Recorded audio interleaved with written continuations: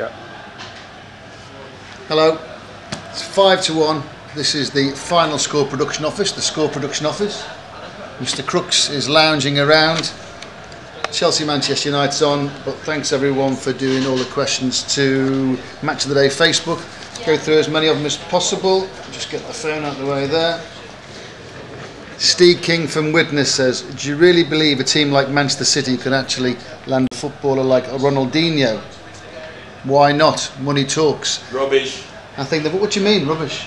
They're not going to get Ronaldinho.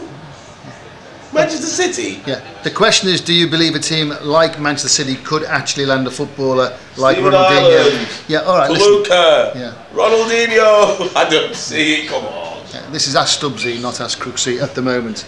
I'm saying, why not? Because money talks. The interesting point for me is, as long as you've got someone that is fit and motivated, that's the most important thing. Is Ronaldinho fit? Is he motivated? That's the thing that Manchester City and their fans should be asking, in my opinion. Tom Dudley from Chichester. Top 4 clubs, especially Liverpool, are choosing to rest many of their key players before and after European matches. Is this really necessary and fair? What's fair got to do with it? It's necessary for them, those clubs, because the Champions League is of such importance, incredible importance. Is it fair? Well, what is fair when you talk about the money that the top clubs have got in comparison to the smaller clubs? Smashing. Mr. Peacock arrives. Stubbsy, how you doing? Yeah, what are you doing? I'm answering some questions for Facebook. Oh, okay. If you'd like to join in, feel free. No, you're the almanac of all football knowledge. Okay. I bow to your greater. Paul Biggs asks, now that we can almost predict the top 4 each season, do you feel there is a need for a European Super League? Well, it's there now, isn't it? It's called the Champions League. I think the way that league evolves is very important. If the top teams didn't play in the national league, that would be a betrayal, in my opinion. So the need for a European Super League, well, what will happen to the Champions League, we don't know. But the domestic leagues are really important. That's what we've all grown up with. I think what you need to start talking about as far as that is concerned, and making the top league a little bit more competitive. I think we'd all like it if the top league was more competitive. Shrikesh Data asks, will Avram Grant still be at Chelsea next season, even if he lands the likes of Ibrahimovic, Messi and Kaka? Well, if Chelsea win the Champions League, we don't know what's going to happen in the Chelsea-Manchester United game, but if Chelsea won the Champions League, how could you get rid of him? Well, that's what I say, although all the Chelsea fans in the office say absolutely no chance. Whatever happens, he won't be there next season. The question also says, will Avram Grant still be at Chelsea next season? Well, I think come what may, he might be at Chelsea, because it depends if he wants a job in a way. If you win the Champions League, well, would he take a job upstairs? If they get Gus Hiddink, which I'm told that is going to happen, would Avram Grant stay in the club in some capacity? Getting rid of him would seem to be fair. On this occasion, I will bow to him over there. Will Avram Grant be at Chelsea next season?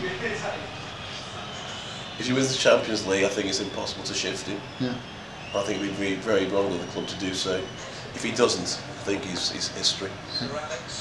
Mr. Crooks, by the way, suffering from a sore throat. Yes, sorry about that. Will he recover in time to do the programme this afternoon? With a bit of luck, no. Adam McCulloch asks, if Rangers and Celtic were playing in the Premier League, what kind of position do you think they could achieve? Unfair question, because next season, if they went straight into it, the SPL clubs get a fraction of the money that the Barclays Premier League clubs get. Judge it in season 2 or 3. If you're saying what could Rangers and Celtic do when they had all that financial muscle behind them, I think they could finish very high. I think they could do well, because given that body of support, given the passion, given in 2 or 3 years' time what they could spend that money on, well, that they would be a force in football, absolutely. Colleen Nash asks, I'm a Tottenham fan, do you think they can get in the top 5 next year? Wrong person to ask. I would say possibly. Tottenham in the top 5 next season. There's a lot of work for them to get in the top 5. There's a lot of work to do. They're still on holiday. Yes, okay. Translation, a lot of work needs to be done for them to get into the top 5, just in case you can't hear what he's saying. Rick Brooks or Mick Brooks or someone Brooks says, I support Queen's Park Rangers. Good stuff, great team, great club. Do you believe we could do a Chelsea in the next few years? I hope so. You've got a lot of financial clout behind you now, haven't you? You can't win the title twice in 4 years, I would imagine. but certainly I think Queensrÿche Rangers are going to be a force. And a cup, yes, they seem like they're to be a club going places. If you could choose your own panel of pundits, says Claire Marsden, from anywhere within the football profession, either alive or passed on, who would be on it?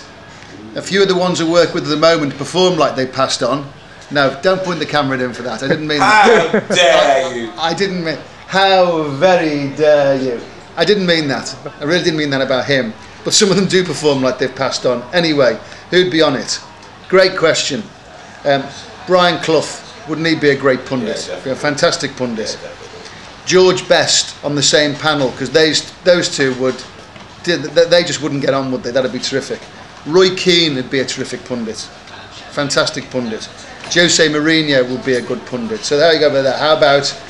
not naming anyone that we work with at the moment to be fair then. So let's say Mourinho, Keane, Best and Clough.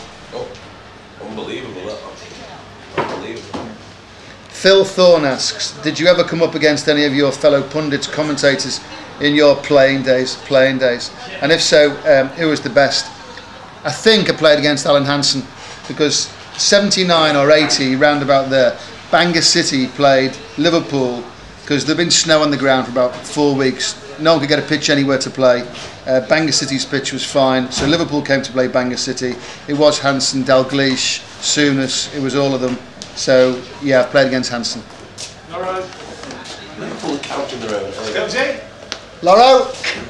Was I getting abused then? No. Oh. What year did you leave Liverpool? 88. 88. He'd gone by then. Or was it before then? I can't remember. Final one. No, he's going to give it. He's not giving it. Quite right. Quite right. No score at Stamford Bridge. No score at Stamford Bridge. Was it a penalty? No. Louis King. Any plans to move on to a singing and dancing career in the near future? Yes. Been asked by a band to perform at Butlins, to guest at Butlins during the summer. That is true. True story. Been asked to perform at Butlins and do some Blues Brothers songs.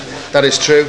And with Garth, Motson and Lawrenson, we're going to do a dancing thing. We're going to form a Morris dancing troupe in order to do Strictly Come Morris Dancing. True. Okay, thanks for contacting Facebook. Hope Brooks's voice gets better. Bye for now.